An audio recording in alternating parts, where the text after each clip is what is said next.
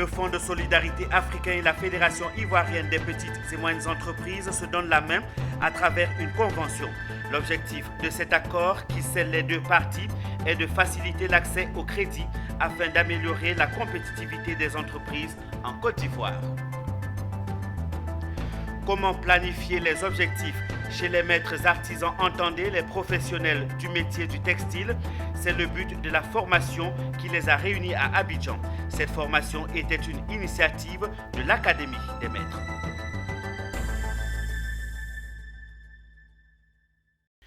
Madame, Monsieur, merci de nous rejoindre dans cette nouvelle session d'information sur Business 24. Vous suivez l'édition du week-end. Une convention lie désormais le Fonds de solidarité africain et la Fédération ivoirienne des petites et moyennes entreprises, FIPME. L'accord a été signé au siège de la Fédération, ici même à Abidjan. Objectif, faciliter l'accès au crédit afin d'améliorer la compétitivité des entreprises. Issa Badjini, Doumbia Ayouba. Les balais économiques et financiers du directeur général du Fonds de solidarité africain se poursuivent en terre ivoirienne. Après les meet-up avec la Chambre de commerce et d'industrie de Côte d'Ivoire le 11 janvier, c'est au tour de la Fédération ivoirienne des petites et moyennes entreprises de recevoir Amadou Abdoulaye Diallo. Et comme avec la CCI-CI, il a été question de financement de projets et de signature de conventions. Les FSA, à travers cet accord cadre qui les lie désormais à la FIPME, s'est dit résolument disposé à accompagner les hommes d'affaires ivoiriens. Aujourd'hui, c'est avec beaucoup de bonheur que j'ai rencontré les responsables de la Fédération ivoirienne des PME et nous avons mis nos réflexions en synergie, nous rendre compte de la complémentarité d'une part des besoins de leurs entreprises affiliées et d'autre part des moyens de financement du Fonds de solidarité africain. Nous nous sommes très bien compris et nous sommes d'accord aussi que la balle est désormais dans le camp de la fédération. En plus, la ligne de garantie, les FSA proposent de former les hommes d'affaires pour encore plus d'efficacité. Nous sommes prêts à les recevoir au Fonds de solidarité africain, à titre individuel au niveau de chaque entreprise ou au niveau collectif au niveau de la fédération, des contingents de personnes que nous allons former aux techniques d'intervention du Fonds de solidarité africain, de façon à ce que le réflexe s'établisse au niveau de ces entreprises. La balle est désormais dans votre camp, a dit Amadou Abdoulaye Diallo. Une balle que la fêtière des PME s'est dit prête à saisir au bon. Nous avons vraiment été séduits par la qualité, le professionnalisme des dirigeants du Fonds de solidarité africain, leur expertise, leur expérience, leur maîtrise de l'écosystème. Et effectivement, la balle est dans le camp des PME. Nous devons être assez professionnels pour profiter de tous ces outils mis à nos dispositions. Mon inquiétude le plus souvent, c'est qu'en étant dans les salles feutrées bien climatisées, on arrive à prendre les décisions, mais dans l'application de ces décisions après, c'est un problème. Mais je crois qu'on nous a rassurés. Il faut constituer les dossiers, il faut les poursuivre et puis bon, on va voir par la suite, quoi. Déjà, c'est une fierté, sentiment de joie, sentiment, je vais dire d'allégresse parce que pour une fois, je dis depuis un certain moment, les PME ont commencé à être écoutées parce que n'oublions pas que les PME aujourd'hui se positionnent comme véritablement le levier pour amoindrir, pour alléger la problématique, l'épineuse problématique, j'ai envie de dire, du chômage juvénile comme nous avons aujourd'hui. Il faut rappeler que le FSA a mis dans la balance 60 milliards de francs CFA mobilisables tout de suite pour reprendre le mot du directeur général du fonds pour faciliter l'accès au financement des entreprises ivoiriennes. Une enveloppe qu'Amadou Abdoulaye Diallo promet de porter à 100 milliards de francs CFA dès l'année prochaine. Du pain béni pour la fêtière des PME qui célèbre cette année ses 27 ans d'existence.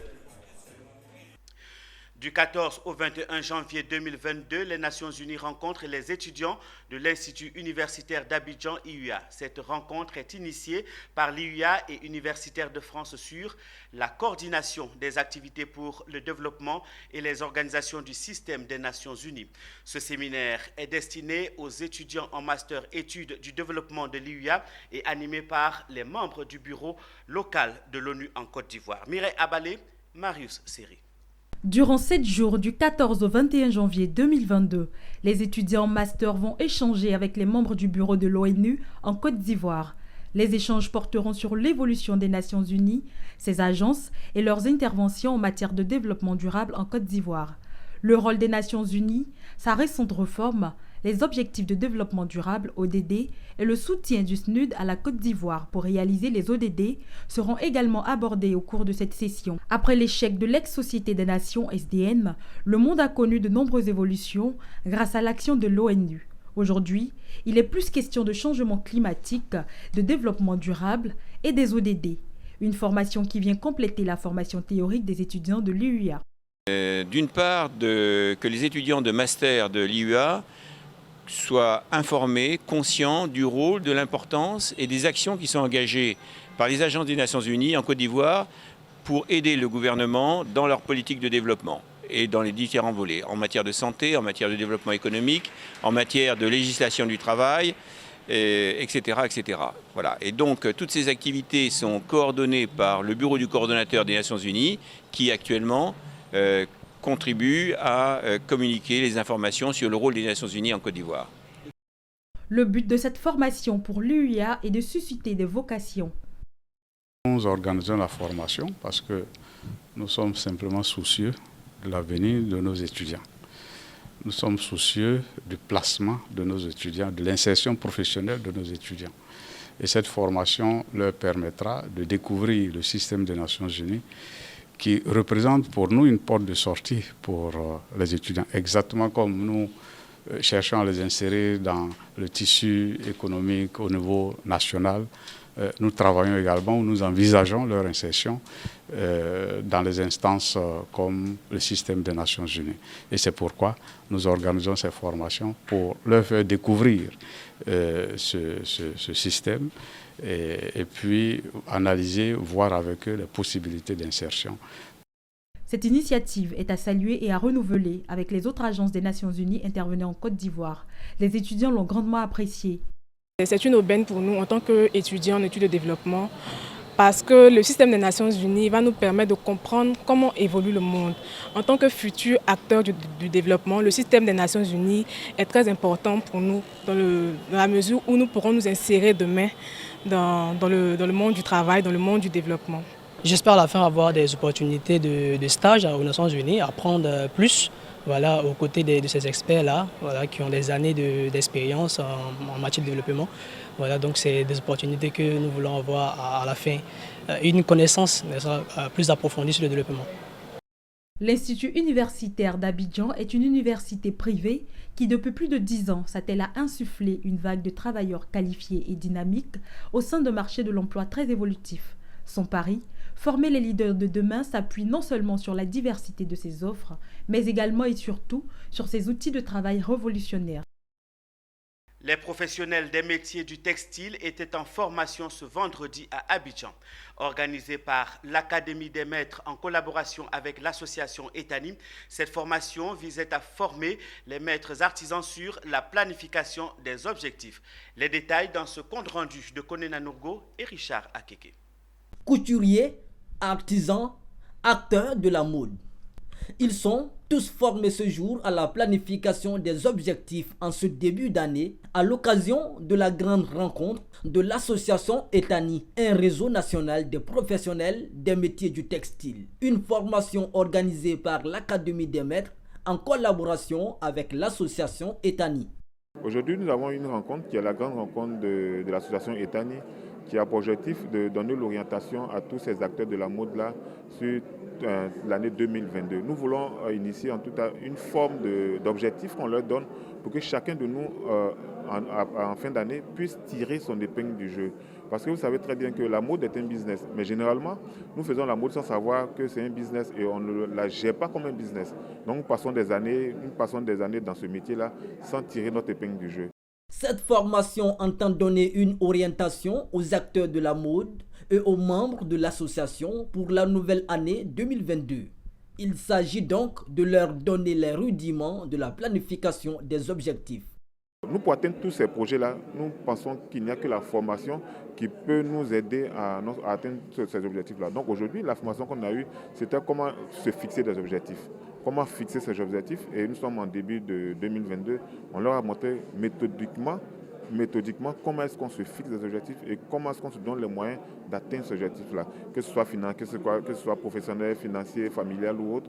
On leur a montré plus ou moins comment est-ce qu'ils peuvent se fixer des objectifs, gérer leur temps. C'est vraiment de dire à toutes ces personnes qui sont vraiment dans le domaine du textile de vraiment adhérer à Etani ou à l'Académie des maîtres parce qu'on a beaucoup d'opportunités déjà à apprendre en tant que chef d'entreprise, à vraiment élargir son domaine d'activité parce qu'on en a vraiment besoin. On ne va pas tout le temps rester derrière nos machines à coudre et puis attendre que les clients viennent vers nous. Cette rencontre de formation a réuni plusieurs délégations de l'association venue de l'intérieur du pays. L'association Etani est un réseau national des professionnels des métiers du textile. Il vise à amener les acteurs de la mode à l'industrialisation afin de leur permettre de vivre de leur métier. On reste avec Onena Nourgo pour parler numérique. Comment mettre en relation en un clic les artisans qualifiés et les consommateurs de services. Des jeunes Ivoiriens ont décidé d'apporter une réponse à cette question. Ils ont mis en place une nouvelle plateforme digitale dénommée Ziwako. Avec plus de 2000 domaines de compétences référencés, la plateforme Ziwako vise à faciliter le quotidien des usagers et consommateurs. Rester chez soi et obtenir un contact professionnel afin de bénéficier de services de qualité. Tout ceci en un clic. C'est désormais possible avec la nouvelle plateforme digitale Ziwako dont la présentation se fait ce jour. Cette nouvelle plateforme mettra en relation les artisans et les consommateurs. Ziwako a été conçu par cet Ivoirien de 32 ans, ingénieur en système réseau télécommunications. Cet originaire de Divo a décidé de faciliter le quotidien des usagers et consommateurs en mettant en place cette plateforme digitale. Ziwako est une application qui permet de mettre en contact les professionnels et la population parce que les professionnels aujourd'hui ont un problème de visibilité et cette application les permet d'avoir une visibilité, aussi permet à la population de vraiment avoir accès à un professionnel, se débarrasser de tout ce qui est tracas, ne plus se soucier du manque d'informations pour avoir un bon professionnel en fait. La plateforme Ziwako, c'est plus de 2000 domaines de compétences déjà référencés. L'application est accessible à partir d'un smartphone et une connexion Internet ou à défaut d'une carte intelligente. L'application est simple. Lorsque vous voulez rechercher quelqu'un, vous allez sur l'application, vous téléchargez, vous vous inscrivez. Une fois que vous voulez faire une recherche, il y a un formulaire qui vous est soumis. Vous sélectionnez la compétence que vous voulez, la zone dans laquelle vous voulez la compétence et une fois que cela est fait, est validé, le professionnel adapté, habilité et sélectionné par l'application aura une notification. Et une fois qu'il valide votre préoccupation, qu'il est disponible de pouvoir répondre à votre offre, vous avez le contact du professionnel chez vous et vous pouvez facilement, de chez vous à la maison, sans se déplacer, avoir un professionnel qui vient vous dépanner. Ziwako vise en premier lieu les pays francophones d'Afrique avant de s'étendre sur d'autres continents. Dès le 20 janvier 2022, l'application sera accessible au grand public à partir de Play Store et Apple Store. À présent, la chronique de Issa Badjini de cette semaine nous plonge dans la crise malienne. Les tensions entre la CEDEAO et la junte au pouvoir au Mali n'est la volonté de l'homme fort de Bamako de prolonger la transition de 4 ans. Un refus catégorique de l'organisation sous-régionale qui a aussitôt imposé de dures sanctions, d'où la démonstration de rue des militaires vendredi. Suivons ensemble cette analyse de Issa Badjini.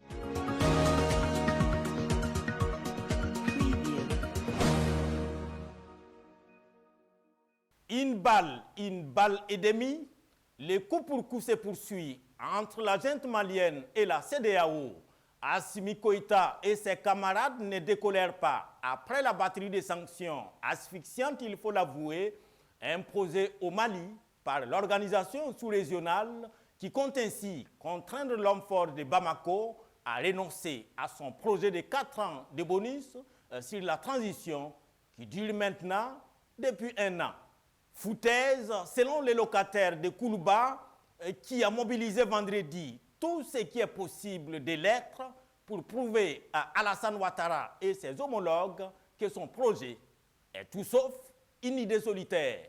Seulement pas si sûr que cette mobilisation fera fléchir les chefs d'État de la CEDEAO qui, au contraire, pourront voir en cette démarche, somme toute populiste, que la junte est touchée en plein dans les mille et ne tardera pas à s'écrouler.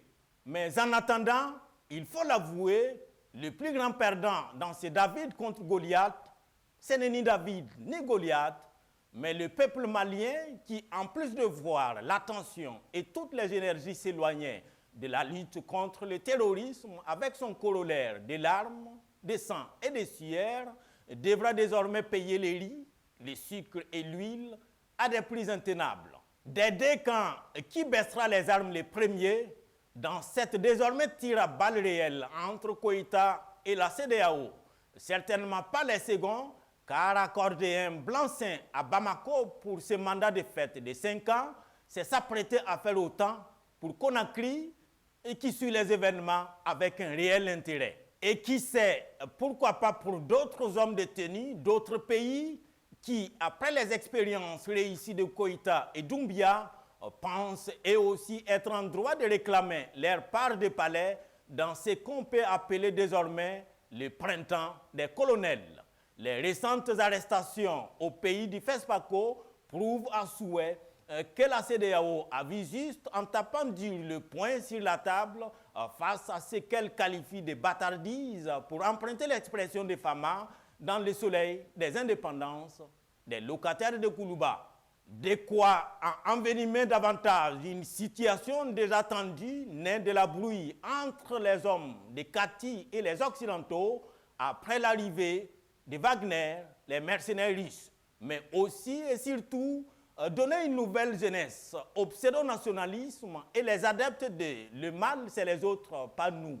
Vivement, beaucoup d'eau dans les vins, car armes cette fois-ci vraies, au point les djihadistes attendent dans les Liptako gourmands des adversaires. C'est de ça qu'il s'agit. Et c'est valable à la fois à la CEDEAO et les colonels. En attendant, vivons à la santé de la canne. À bientôt. C'est avec cette chronique de Issa Badini que nous refermons ce journal. Merci de l'avoir suivi. Passez un très excellent moment en compagnie de nos programmes. Je vous retrouve dans nos prochaines éditions.